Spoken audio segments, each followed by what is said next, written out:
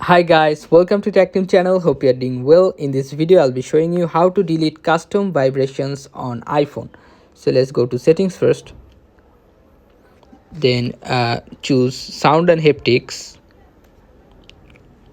then go to ringtone, then go vibration, the first option. After that scroll down and you will find custom option here, and here's my custom vibration testing. So if you want to delete this custom vibration, just slide it to the left like this, and it will you can see a delete option here. Click on delete and it will be deleted. Okay guys, so this is how you can delete custom vibrations on iPhone. So guys, if you find this video helpful, then please give a thumbs up and don't forget to subscribe the channel. Thank you so much for watching the video.